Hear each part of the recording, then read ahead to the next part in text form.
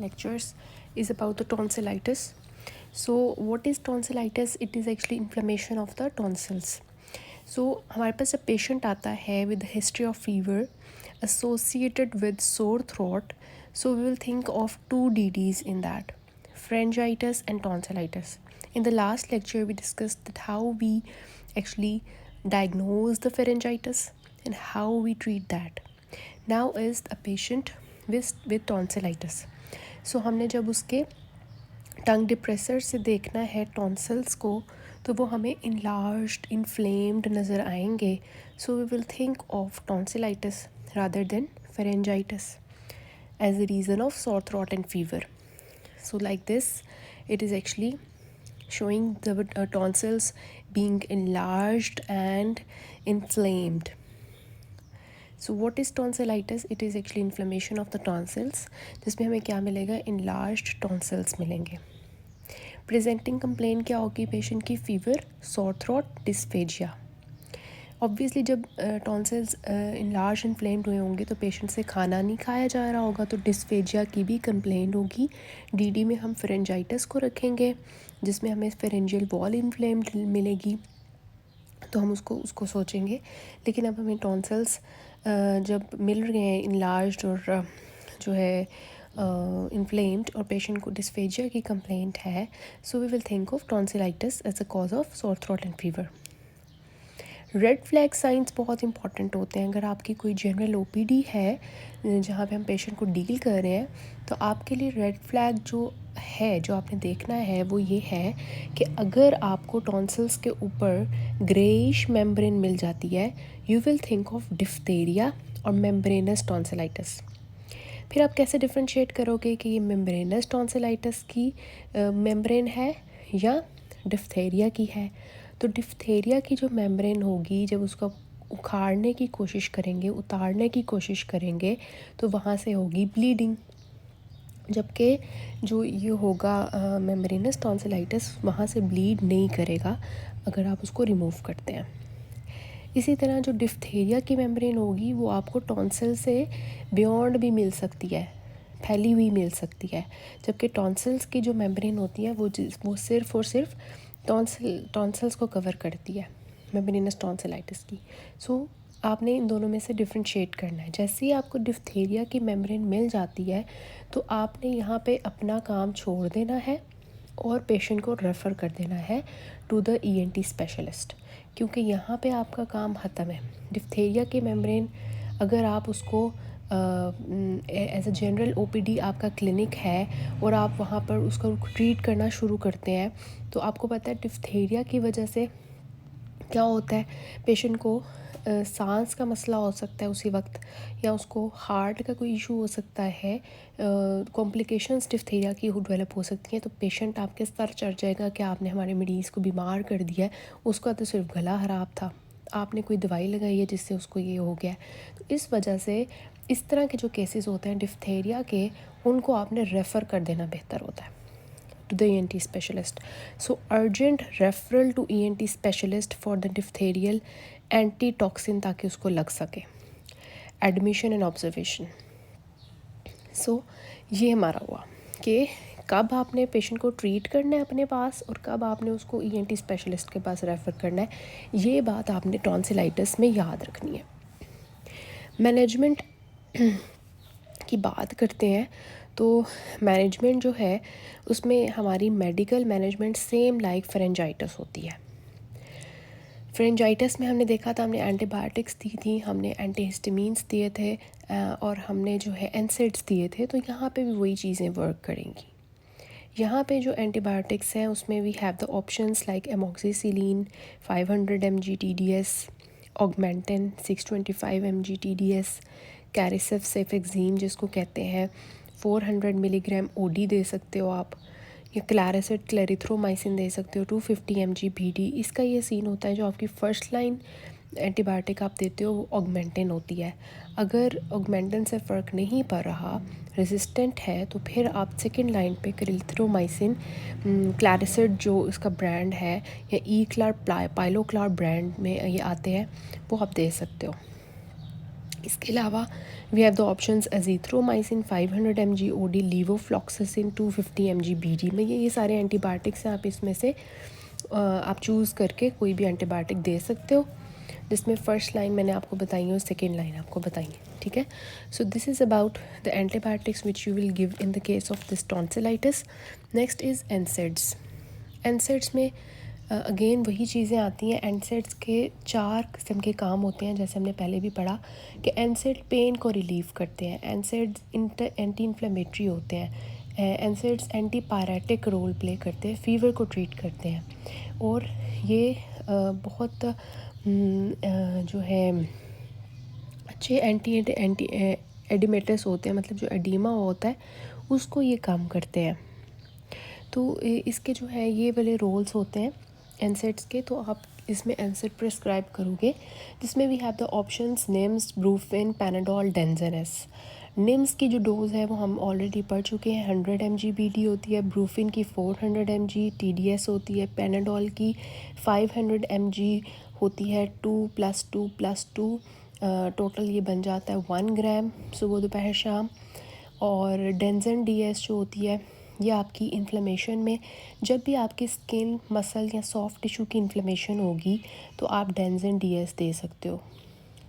Next is the antihistamine. Antihistamine में क्योंकि throat की इरिटेशन चल रही है तो इस केस में आप एंटीहिस्टामीन दोगे, जिसमें we have the Fexet, Jardin, Peraton, जिसको हम क्लोरफेनेरामीन कहते हैं। Already we discussed in the last lecture pharyngitis that Peraton is economical, Jardin is pregnancy safe medicine, जिसको लोराटाडीन कहते हैं। तो ये चलता है। फिर 4th नंबर पे आपने गर्गल्स करवाने हैं, same like pharyngitis with normal saline 4 times a day। Then gargles with steroids आप करवाते हो, ठीक है। यहाँ पे स्टेरॉइड्स के साथ गर्गल करवाना बहुत इंपॉर्टेंट है, क्योंकि आपने टॉन्सिल्स का जो साइज़ एनलार्ज हुआ है उसको छोटा करना है। तो उसके लिए आप स्टेरॉइड्स के साथ गर्गल्स करवाते हो, जिसमें आप यूज़ करते हो टैब बेटनीसोल। बेटनीसोल स्टेरॉइड होता है, ये आप 0.5 mg की 2 टैबलेट्स लेते हो और पेशेंट को कहते हो इसमें पानी में मिलाना है, हाफ़ ग्लास वाटर के आधा ग्लास पानी में 2 टैबलेट्स मिक्स करनी है और उसके साथ गरारे करने हैं दिन में 3 मरतबा, ठीक, ताकि टॉन्सिल्स का साइज़ जो है वो श्रिंक हो जाए। तो यहाँ पे एक्स्ट्रा मैनेजमेंट में आ जाता है अदर देन फ्रेंजाइटिस। फ्रेंजाइटिस में हमने स्टेरॉइड्स के गर्गल्स नहीं किए थे, यहाँ पे ये इंपॉर्टेंट है। नेक्स्ट इज़ आपने PPI देना है पेशेंट को, कोई भी जो है, क्योंकि आप एनसेड दे रहे हो, आप ऑगमेंटिन अगर दे रहे हो फॉर एग्जांपल, तो स्टमक को अपसेट करेगी, so you will give PPI with that. Next is counselling. Counselling is very important. आप पेशेंट को कहोगे कि you have to avoid spicy foods, cold drinks and cold water, ठीक है। ठंडी, खट्टी, तेल की तली अशिया से परहेज़ करें। इसके अलावा अगर आपको कोई डिफ्थेरिया की मेम्ब्रेन मिल गई है या आपको लग रहा है कि टॉन्सिल्स इतने ज़्यादा इनलार्ज्ड हैं कि इसको टॉन्सिलेक्टमी की ज़रूरत है, टॉन्सिल्स को रिमूव करने की ज़रूरत है, रिकरेंट टॉन्सिलाइटिस है, ठीक है। इसके मैंने थोड़े से आपको इंडिकेशंस बताती हूँ कि टॉन्सिलेक्टमी की इंडिकेशंस क्या होती हैं। कि अगर पेशेंट को लास्ट 3 years में तीन एपिसोड आ चुके हैं, ठीक है, 3 एपिसोड्स आ चुके हैं, या लास्ट 2 years में 5 एपिसोड्स आ चुके हैं, या लास्ट 1 year में 7 एपिसोड्स आ चुके हैं, ठीक है।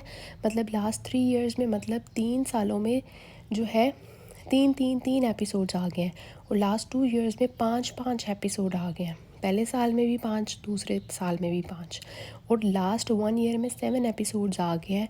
इसके अलावा पेशेंट इतना बीमार है बच्चा कि वो स्कूल नहीं जा पा रहा, उसकी फ़िज़िकल एक्टिविटीज़ इम्पेयर हो रही हैं, उसको डिस्फेजिया बहुत ज़्यादा है, उसको मेम्ब्रेनस टॉन्सिलेक्टमी है, टॉन्सिलाइटिस है सॉरी।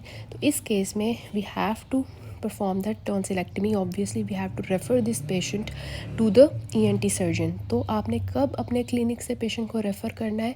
जब आपको डिफ्थेरियल मेम्ब्रेन मिल रही है या आपको इंडिकेशंस फॉर टॉन्सिलेक्टमी लग रही हैं, you will refer this patient to the ENT surgeon. तो आप उसको ये नहीं बताएंगे कि आपकी टॉन्सिलेक्टमी होगी, आप जस्ट उसको कहेंगे कि आप नाक कान गले वाले डॉक्टर को जाके एक दफ़ा दिखा दें, वो ज़रूरी है। तो इस तरह से, तो ये जो है ना बहुत इम्पॉर्टेंट होता है। अब ये है कि हमारे जो है टॉन्सिल्स का जो साइज़ होता है वो अब हमने देखना होता है। अगर तो उसने लेस दैन 25% पेरिफॉर्म फोसा को कवर किया होता है तो ग्रेड 1 होता है। अगर उसने 50% पेरिफॉर्म फोसा को कवर किया है तो ग्रेड 2 होता है। अगर उसने 75% फोसा को कवर किया है तो ग्रेड जो है हमारा 3 होता है। अगर वो बिल्कुल टॉन्सिल्स एक दूसरे के साथ जुड़ गए हुए हैं, इतने बड़े हो गए हैं, किसिंग टॉन्सिल्स उनको कहते हैं, तो फिर जो है उसको ग्रेड 4 कहते हैं। तो ऑब्वियसली ग्रेड 3 और ग्रेड 4 जो होगा, जिसमें 75% पेरिफॉर्म फोसा को कवर किया है या किसिंग टॉन्सिल्स है, उन केस में आप टॉन्सिलेक्टमी करेंगे। ठीक है। सो नेक्स्ट इज़ कि हमने डोजेस की बात करनी है। ब्रूफिन की डोज़ लिखी हुई ऑलरेडी हमने बात की थी फेरेंजाइटिस में भी, कि ब्रूफिन की डोज़ 400 mg TDS होती है, निम्स की 100 mg BD होती है, पैनाडोल की 1 ग्राम TDS होती है, रिजिक्स जो है विच इज़ एंटी हिस्टामिन उसकी 10 mg होती है जो कि रात को सोने से पहले लेते हैं। डेंजन DS की 10 mg BD होती है जिसको सीरोपेप्टिडेज कहते हैं। पीडियाट्रिक डोजेस में अगेन ऑगमेंटिन की डोज़ है, सीरप ऑगमेंटिन। अदर मैंने एक अलग से प्लेलिस्ट भी बनाई है डोजेस ऑफ ऑगमेंटिन, हम वहाँ पे डिस्कस किया था कि 312.5 मिलीग्राम होता है एक टीस्पून 5 ml के अंदर। 30 मिलीग्राम पर kg पर डोज इसकी TDS में जाती है। तो 1 साल का बच्चा 10 kg का है तो 1 टीस्पून जाएगा सुबह दोपहर शाम। अगर 15 kg का है तो डेढ़ चम्मच जाएगा सुबह दोपहर शाम। और अगर जो है वो 20 kg का बच्चा है तो 2 टीस्पून जाएंगे सुबह दोपहर शाम। ये सीरप ऑगमेंटिन की डोज़ हो गई। सीरप कैरिसेफ की डोज़ लिखी हुई है 100 mg पर 5 ml होती है। सिफिक्जीम जिसको कहते हैं 10 mg पर kg होती है। तो अगर 10 kg का बच्चा है तो उसको 1 टीस्पून जाएगा, अगर 15 kg का है तो 1.5 टीस्पून जाएगा, अगर 20 kg का है तो 2 टीस्पून जाएंगे ओडी के अंदर, दिन में 1 मरतबा लेना है। सीरप गेंथ्रो जिसको एजिथ्रोमाइसिन कहते हैं उसकी डोज़ 10 mg पर kg ओडी है।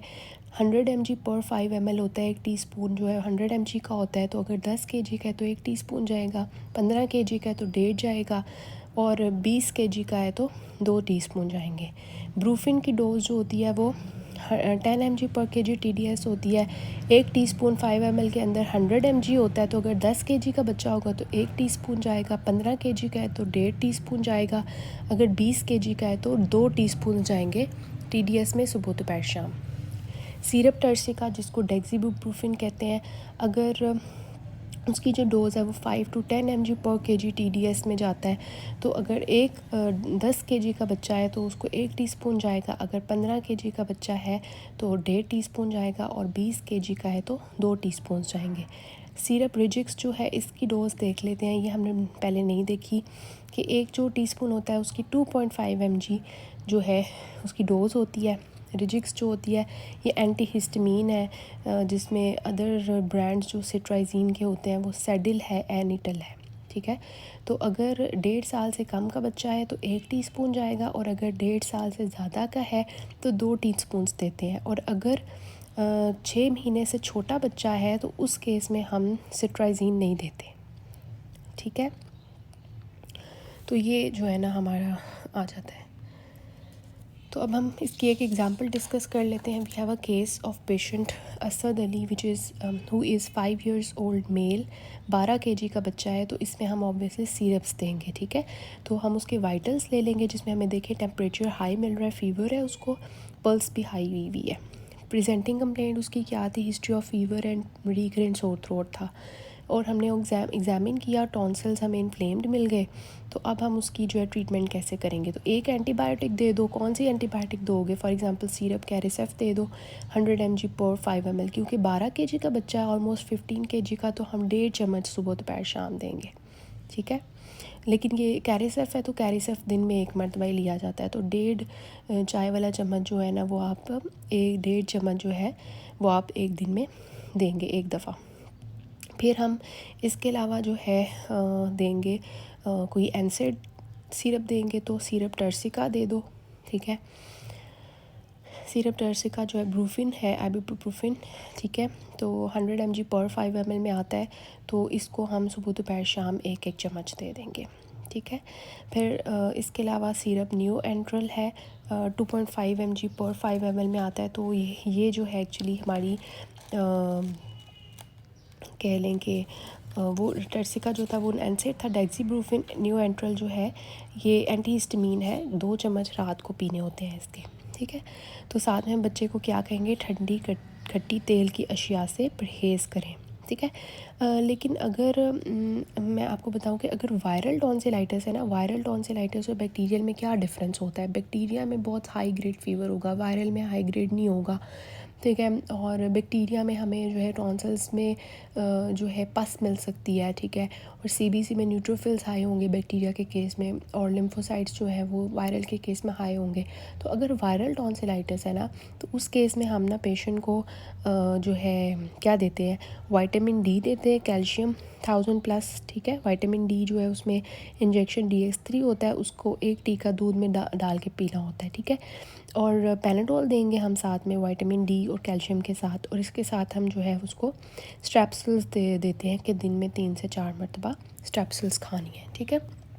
दूसरा केस टॉन्सिलाइटिस का है, 18 साल का बच्चा है, मेल है, उसकी देखें उसको फ़ीवर है, उसकी पल्स हाई हुई है। प्रेजेंटिंग कंप्लेंट उसकी क्या थी, history of fever, sore throat, जो कि है उसका 3 एपिसोड्स इन 1 ईयर आ रहे हैं। तो फिर उसका ग्रेड 3 हमें टॉन्सिल्स मिले हैं। और ग्रेड 3 टॉन्सिल्स क्या है, जो है it is indication for the tonsillectomy. और फिर हम जो है उसको थोड़ा सा मैनेज करेंगे, ठीक है। किस तरह से, एक एंटीबायोटिक दे दो, क्लेरिथ्रोमाइसिन दे दो उसको, ठीक है। क्लेरिथ्रोमाइसिन जो है सेकेंड लाइन दे दो ना उसको। टैब क्लैरिसेट 250 mg सुबह शाम, ठीक है। और इसके साथ एनसेड दे दो, टैब निम्स 100 mg सुबह शाम। टैब फैक्सिट एंटीहिस्टामीन दे दो, 60 mg की होती है रात को सोने से पहले। और साथ में एक PPI दे दो, क्योंकि एनसेड और क्लेरिथ्रोमाइसिन अब दे रहे हो तो स्टमक इशू होगा उसको, तो कैप रूलिंग दे दो, रूलिंग इज़ ओमेप्राजोल, ठीक है। तो 20 mg की सुबह खाने नाश्ते से पहले। तो ये हम उसकी जो है वो ट्रीटमेंट करेंगे। साथ में उसको कहेंगे नीम गर्म पानी में नमक डाल कर गरारे करने हैं 4 मरतबा दिन में। 1 कप पानी में 2 गोलियां बेटनीसोल 0.5 mg की मिलानी है और उसके गरारे करने हैं, ठीक है, दिन में 3 मरतबा। और साथ में हम ये भी लिख देंगे कि 1 मरतबा जो है नाक कान गले वाले डॉक्टर को जाके दिखा दें, ठीक है, ताकि अगर उसने टॉन्सिलेक्टमी करनी हुई तो वो उसको बता दे, ठीक है। लेकिन पेशेंट को नहीं कहना कि टॉन्सिलेक्टमी के लिए जाना है, आपने बस कहना है कि डॉक्टर को दिखा दे 1 मरतबा। So this is all about tonsillitis. We discuss that how we actually diagnose the patient of tonsillitis and how we manage the patient of tonsillitis with antibiotics, antihistamines, NSAIDs, gurgles with steroids, counselling कैसे करेंगे। हमने उनकी doses के बारे में बात की और हमने ये बात की कि हमने पेशेंट को रेफ़र टू ENT सर्जन कब करना है, किस केस में, कौन से रेड फ्लैग्स हैं। सो this is all about it. Next में हम बात करेंगे लेरेंजाइटिस की।